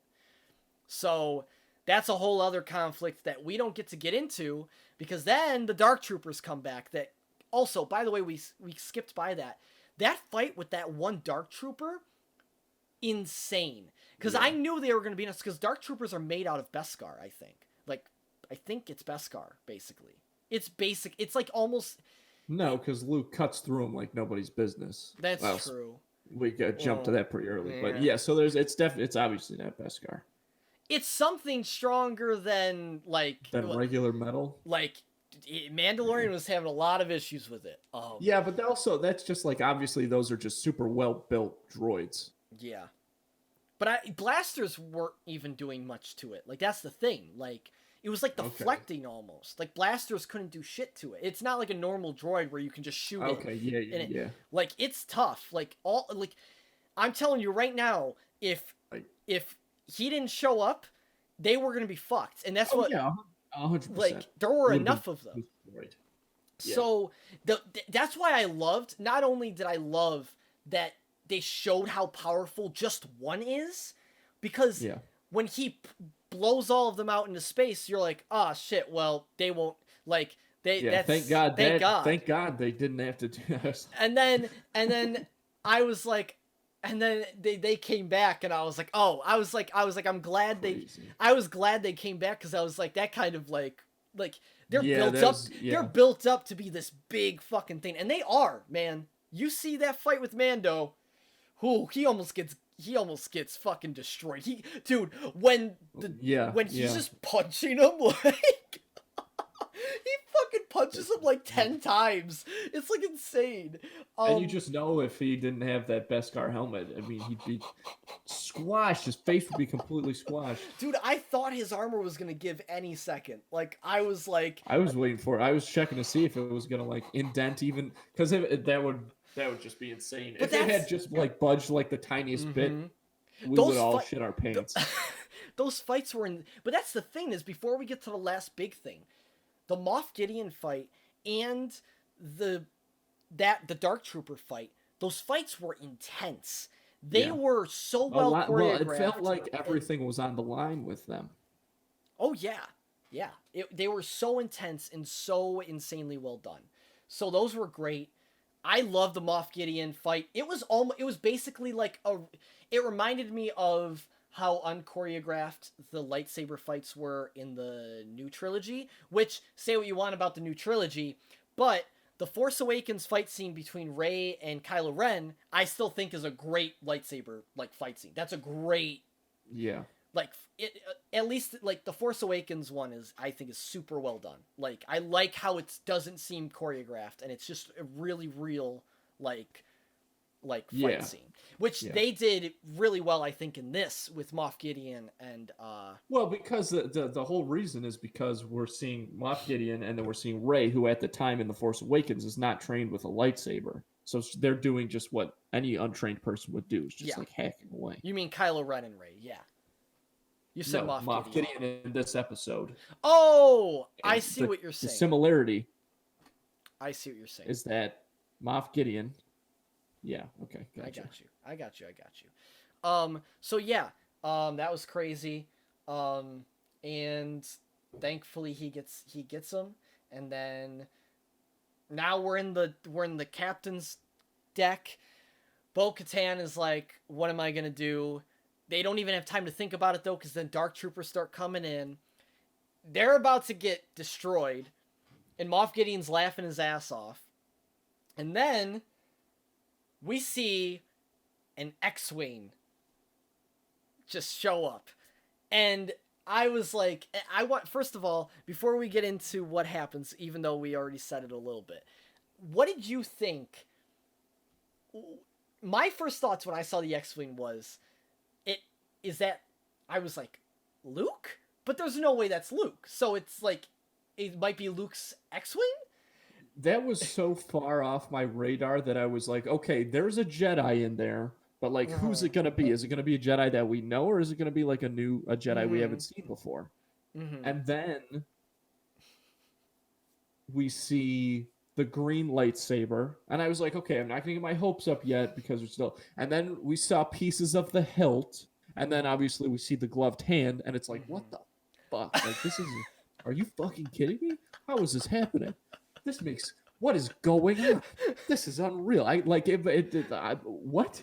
That was Dude, it. It was I just I Jesus. really wish like I was with you during that, because I can only imagine like what you were I have a feeling there's two things that I imagine you doing. Either you get up and you're like, there's no way, or you do the thing where you're just you're just watching, like you're just I was completely memorized. frozen. I was Yeah. completely frozen. Yeah. Like it wasn't, dude.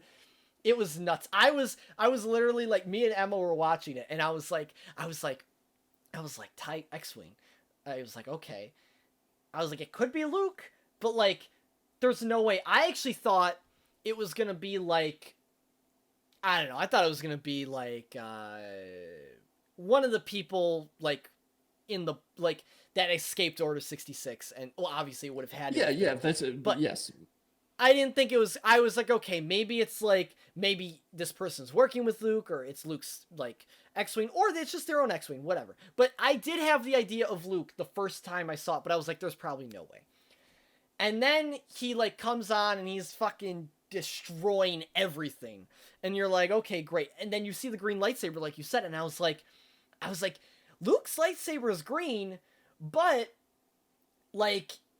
He could I didn't also want to get my hopes up again because I couldn't see like, the hilt quite enough. and I was also like, he could also, like, Luke could also just have Obi-Wan's at this, like, maybe he doesn't have, like, his green lightsaber, I don't know. There was, like, I was just trying to, like, not believe that it, like, I was giving myself reasons that it couldn't be Luke, so I was like, it could just be his lightsaber even. It might not even be him. We don't know what really happens between...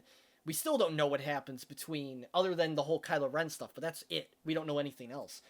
So, I was like, okay. And then, like you said, right when you saw the glove, and you just see him fight more, you're like, this literally has to be Luke. Because then I started connecting the dots, and I was like, people have been freaking out about this episode, like, all fucking day. Like, this has to be, like, this is what would amount to all of this hype that I'm seeing. And you see him open that door, and you're like, oh my god, it's Luke fucking Skywalker. What the fuck? It was nuts. Yeah, there's just so many questions now. And obviously the main thing, I don't think anyone like you always say, no real person actually cares. No real human actually cares. They don't exist if they care. But the CG, okay. the CG, Oh yeah. like, if you can fucking show me how that works, then maybe you can say something about that shit. You don't know how that fucking works. You don't know how your fucking Xbox works. Moron. We'll use the term moron. So the CG, obviously, obviously you can tell, but the fact that it is even like good enough, like it's getting better and better. Like, remember in Rogue One with Rogue One. Rogue One was the last time, like, Rogue One for sure, but compare that even further back to, is this further back? Planet of Civil War, when Tony Stark gets younged down. Yeah. At the beginning. Compare that. This looks a lot better. Yeah, it's nuts. It's crazy, and it like. So like, yeah, you can tell, but who cares? It is the point. It is the point that it is Luke fucking Skywalker, and it's insane. Also, yeah. I'm curious who acted for, because I don't think that was Mark Hamill's body. Like, I don't. It maybe wasn't his it body was for sure. No, yeah, no. So, but they are crediting him as Luke Skywalker in the episode. Yeah, because he probably he obviously voiced it. Yeah. So, but it was insane. R2-D2 shows up, and when Grogu and R2-D2 have their moment, also, it's a beautiful thing. It was so sad. It was so sad. I know we gotta get moving, but dude, it was so fucking sad. That was the saddest goodbye since Return of the King. That was the saddest goodbye since Return of the King. That was fucking sad. When Grogu, and him, I'm like literally tearing up talking about it. It was so sad when he took off his helmet for Grogu, and you see him fucking tearing up. That was it. Lost it. It was done. It was fucking. That was Coco for me. It was done. It was over. It was fucking. Coco. It was fucking over, dude. It was crazy. It was crazy how emotional and how sad that was. Yeah, it was emotional. It was, just the end of another chapter. Their story, and hopefully they will. He said he'd see him again. But, he's gonna. I think. Obviously, I don't think he's gonna I don't think Grogu's gonna be in a lot of Mandalorian season 3. Obviously, I think what Mandalorian season 3 is gonna be about is stuff with Bo-Katan and getting back Mandalore. I think that's gonna be the main part of Mandalorian season 3. But I think he is. I think there will be one Baby Yoda appearance, or I just would be very shocked if they didn't have him in. I wouldn't be shocked because of this is going back along with when everybody was getting mad at Baby Yoda for eating the frog eggs. Mm-hmm. Jon Favreau was like, "Look, something that I'm dealing with is I don't want Baby Yoda to be too cute." Mm-hmm. So, is that why he specifically did that? Yeah. Oh, I didn't know that. And so, that's interesting. You obviously don't want that to be a crutch of the show. Mm-hmm. So I would be very satisfied if they didn't bring Baby Yoda back for the next season. Yeah, I'd like that as saying to people this is not what the show is. No, and, we don't have to just. I get and that. As much as I get that. People may call certain elements of the show fanfare just because it's awesome, and that seems to be interchangeable words now. That is the dumbest argument. That is the dumbest argument of I mean, you know how many people probably made that argument when Luke came back? Oh my god. This is fanfare. Oh, listen, you got go eat some more fucking Tostinos, buddy. Okay? So, before we wrap this up, I just want to say the main reason why I would want Grogu back isn't even because of Grogu. I would want Grogu back because you just see how much he means. To his character. You see it. When he takes his mask off, he literally broke his oath on his own terms. Yeah. That's. And if we could see if we could see Grogu come back and he's able to communicate with Mando, that would be huge on their next meeting. That's incredible. Maybe if he doesn't come back next season, but the season after, then it would be sure, something like that. Yeah, you're right. If he comes back, I definitely want it to be earned, and I want it to I want there to be almost like a Force ghost kind of thing, where but also Grogu. There's no mention of Grogu in the new trilogy. Even with the flashbacks with Kylo Ren. So something's gonna happen. I do think he's out there. Grogu something more is gonna happen with Grogu in The Mandalorian. We just don't know what. But he's not gone. We will see more of him. Just when is the whole matter of stuff. The main thing next season I think is gonna be the Bo-Katan stuff, and that's gonna be nuts. Without a doubt. I really hope season 3 is as strong as season 2, though. This season was just...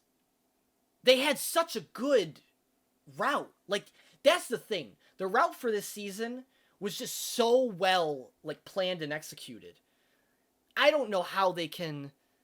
I'm a little worried about season 3. We'll see what happens, though. I hope it lives up to, how good the season was. Or is as good as this season was. But yeah, I'm excited though. And obviously at the very end we get to see Boba Fett. Right, there's a post-credit scene. Mm-hmm. And I was all for that because I said it before and I'll say it again. It's my favorite scene of all Star Wars is the beginning part to Return of the Jedi when they're all the Jabba stuff and getting to see what the aftermath and Bib Fortuna sitting on Jabba's throne. And he looks like Jabba fatty almost. now. Yep. Bib Fortuna sucks. It was. Oh, did you know the actor that played Ep.42 in that scene is the voice of General Grievous? No, I thought that was just. Matt Wait, Wood that's is not his the name. same. That's not the same That actor guy's from probably the dead. original. Oh, I didn't even know. I didn't even think about that. I thought it was just the same actor. It looked just like him. I mean, that's the point. But Also, it's an alien. You can make people up to look like that yeah, pretty yeah, easily. yeah, yeah, yeah. So that set up the Boba Fett show, which was announced today. The Book of Boba Fett officially announced as being separate from the Mandalorian, which I don't know why people needed that specified, but I guess they didn't know. They were Those confused. dude, Yeah, I'm so can't be- glad. I'm so glad we got like that character back, dude. I'm so glad we got Yeah. the original actor to play Boba Fett. Right. The Jango Fett. Well, Yeah. yeah, yes, That is amazing. You couldn't do it. You couldn't do it without him, unless you did like the kid who played Jango Fett, which obviously he wouldn't look exactly like that because he would grow up to look like a clone. But I would have been cool with that too. yeah. Also, really quick before we wrap things up, I obviously the directing and everything like is amazing. Technically, this show's amazing. The music, they made the music even better. I don't know how they did it, but they did it. The music is even better. They just built up on the original theme and made it even better. They like added parts to it. Like it's great. But what I do want to say really quick before we wrap things up with this, I gotta give it to fucking oh my god, what the hell's Who? Pedro Pascal. Okay, there you go. He hits it out of the park. And I actually didn't. He remember when all that stuff was coming out about there were rumors that he was upset that he doesn't like that people don't really know it's him and he doesn't get to take his helmet. Oh, no. Well, there was rumors about that happening, and he like made a statement about it. I didn't even get to read it, but it happened like last week. He made a statement about it. I don't know what the statement was, but after watching the last two I assume he doesn't care, and it was just rumors. But after the last two episodes, it was like Pedro Pascal is the Mandalorian. It's not like it could be anyone under that. Like people who think that aren't real people, like you say all the time. Those scenes made the entire show. Those scenes with him with his helmet off made the entire show. That's why it's so important that it's Pedro Pascal. That's the point. And it's great. Like it can't just be anyone. It's the same reason why people are like, "Oh, why does it matter that Hayden Christensen is playing Darth Vader? He's going to have his mask on the whole time. He's going to have his helmet on the whole time." Are you fucking stupid? Like what? What does that even mean? Oh my god, it's so dumb. I hate it. Anyways, not real people. Andrew, what are you rating this season of The Mandalorian? Well, we've talked about it so much. I'm going to give it 9.5 juice boxes. Mm-hmm. And I'm forgetting why I took off that half a point. But I do have a reason. I can't remember what I gave season 1. We reviewed season 1 on the show, didn't we? I think we did. I don't remember. I don't know. But either way, season 1 for me, like, probably would have been like an 8.5 or like between an 8 and a 9. It would have been an 8 or a 9 or somewhere in there. This season blows it out of the water, in my opinion. Yeah. And I have to give this season, I don't think I can give it a 10, but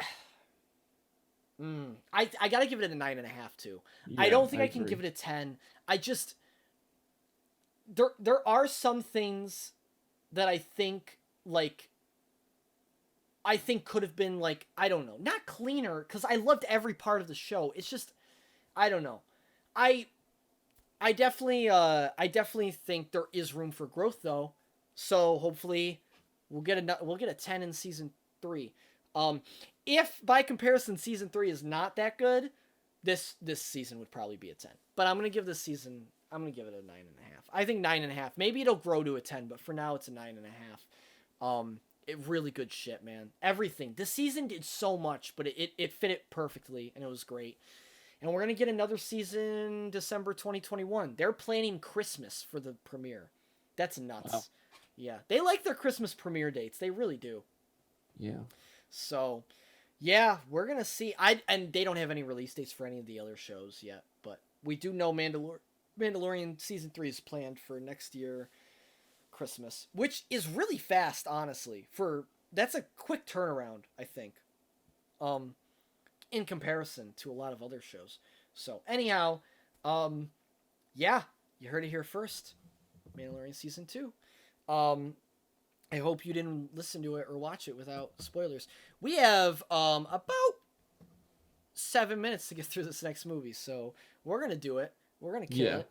But the good thing is, so we're doing Splash, which we did on the watch party, so we're going to review it pretty quickly here. We got to get going, but yeah, we talked about it on the watch party. Talked about it a lot. So watch the watch party for further updates. But there's definitely a few key things that we can get to right now. So, 1984, directed by Ron Howard, starring Tom Hanks.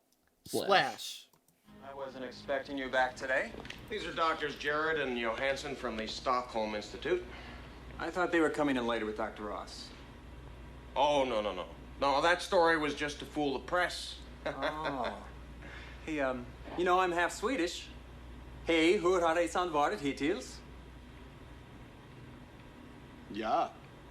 Oh, yeah. Yeah, sure. Yeah. Yeah. Yeah. Yeah. Sure. Oh, yeah. Yeah. Oh, yeah. Well, just a second. Vad gör en svensk vetenskapsman så långt väg från Sverige? So that is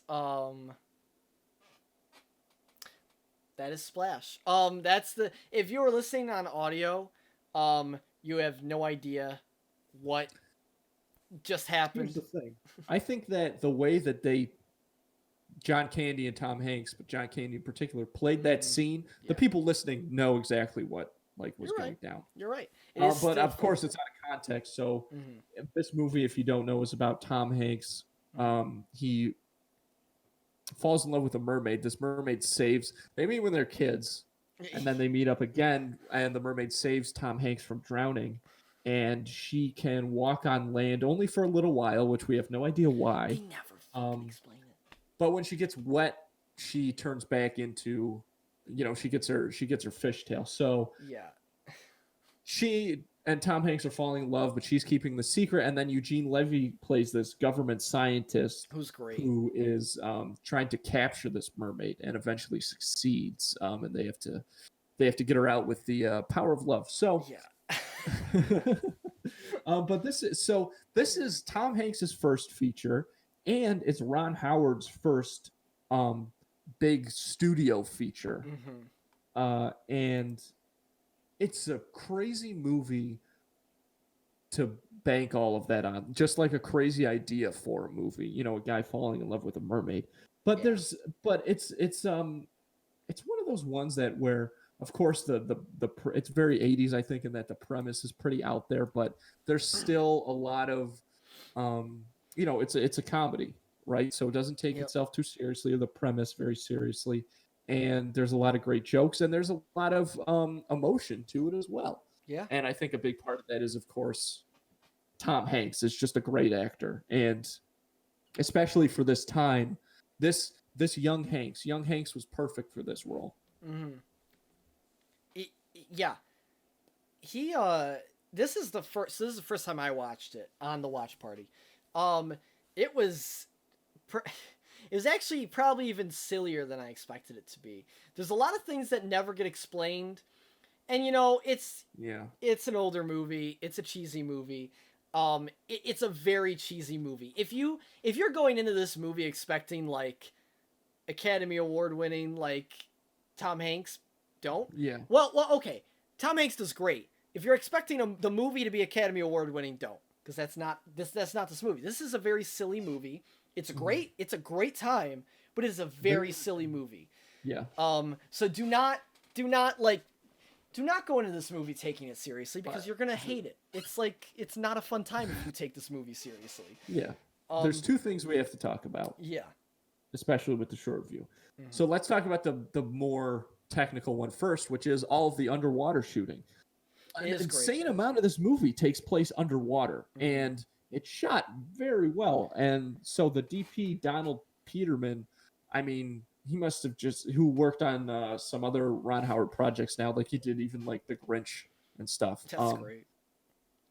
It's especially super for the impressive. time, which is Yep. something we talked about a lot in the watch party. It is incredibly impressive that they were able to get such dynamic shots as well underwater. I don't think you correct me if I'm wrong. It also seemed like you didn't like realize until this viewing like of how many. Yeah. Well, I like, haven't seen it in a long time, Yeah. and that's definitely something that back in the day did not occur to me. Yeah, it's crazy though. It's like it's very nuts when you're watching it. Also, another thing that didn't occur to either of us, I think, because you haven't seen it in a while. This movie is extremely sexual. Oh my god! It's insane. Is this movie It's PG or very PG-13? off-putting. I have no idea. I gotta look up the and rating. that may have changed. It may be PG-13 now, but it might have been PG when it was released, right? That's way Back to the Future was. Yeah, you're right. So, it was the 80s. Things were different, but holy crap, is this movie horny. This is one of the horniest movies It's nuts. I've seen all year. It's nuts. Adult films included. God, I'm looking. Received a PG rating. There we go. I think it used to be G. Wait. It used to be G, and then I think it got to a PG rating when it That got makes on no Disney sense. Plus. That doesn't make any sense. No, it's There's Penthouse references right up top. So then it's PG. I think it is PG. Like it is just Okay. PG. It is PG. Interesting. It is not PG-13 though. It does not. I'm not getting anything that says PG-13 Well. because I guess the reason why is because they don't act on any of the. They don't actually show. Which, by the way, the amount of implied is nuts in this movie. Like this movie is low. Like there are parts where I was like, this is like almost. We're almost at the point where you could be like softcore porn. Like we're A little bit. getting. You got close. It got close a few times. Like it's nuts. Like Jesus, our movie milk review of this movie was pretty spot on without us really knowing. But yeah. But the last big thing we have to get, and sorry for it being a rush review, but it is what it is. Watch the watch party. Yeah. Is the late great John Candy Amazing. steals the show. He does. In the moment in the scene or whatever, but in the scene in Alan's office when John Candy is telling him like, this is never going to happen for me. Yeah. That scene is played pretty lightly. But you could tell, I think, like John Candy, like they could have played that a lot more heartfelt, and I think it would have fit. And John Candy definitely would have been able to do that because even in that moment, he brings so much heart just to that. Yeah, he killed it. He was. But great. it's not just that; he's so fucking funny in this movie. It's unbelievable. Yeah. And he honestly he's in character 100% of the time. That Swedish scene in particular, if you go and look at that, it was so maybe a little after. I don't know how long of the clip you showed, but maybe a little after that, when they're like going into the laboratory, like I didn't right into show the that laboratory, part. Yeah, right? yeah. So in that scene, in the forefront is Eugene Levy talking to this military officer, and in the back is John Candy and Tom Hanks. Tom Hanks is kind of standing there, which maybe that goes with his character because he's like waiting to see what's happening. Yeah. John Candy is in full Swedish mode. Yep, I remember that. So in a way, he's out acting everybody in this movie. And it's he obviously really got is. some heavy hitters in it. Yep. I mean, Eugene Levy is also a big one too, but John Candy is. John Candy's the real big one. But Eugene Levy had great moments too. We love Eugene Levy. Everyone in this movie did a fantastic job. The actress who plays the mermaid, before we review Daryl Hannah. Yeah. I never really seen her in anything before. I know you told me she was a big actress at the time. She did okay, I think. I don't think there was a lot of. I don't think it's her fault. I think there's not many areas for her to like really. The good thing about it is that she brought the perfect level of innocence to the character. Yeah. That I think was necessary. You could have played it a couple ways, but I think she was able to do that really well. Yes. So yeah, we gotta cut it off. So what are you gonna rate this one? It's tough to say, but I think at the end of the day, 7.5 juice boxes is the right rating for this movie. Yeah, I'm gonna give it. All things considered. Yeah, I'm gonna give it like I think I'm gonna give it 7. I'm gonna give it 7 Okay. juice boxes. I could give it 7.5. Right now, I'm gonna give it a 7. I think it was good. I think it was like, it was weirdly like the length of it like was bizarre to me. I remember I mentioned it on the show. The length of it was a little bizarre to me, and how it's structured is a little strange. Right, and the ending and everything. things aren't answered, which I know it's not a serious movie, but it kind of bothered me. But anyways, that's why I gave it a 7. 7.5. I could also give. I was between 7 and 7.5. Anyways, that's the review. We got to get going. So watch the watch party if you haven't yet and you want to know more about Splash. If not, be on the lookout for the next one. That'll be announced sometime next month after this episode is out. And follow us on Instagram to hear more about that at film_juice. On Twitter as well, where that's being updated now at filmjuicepod. And on our YouTube channel, Film Juice Podcast. Or just Film Juice. It's one of those. And that's on YouTube. You can find everything on YouTube for us. And it's all set and ready to go. And yeah. Same time, same place. Not really. I'm Joe Dorado. Jesus. And I'm Andrew Cannon, and we'll see you next time at the movies. Thanks, everybody.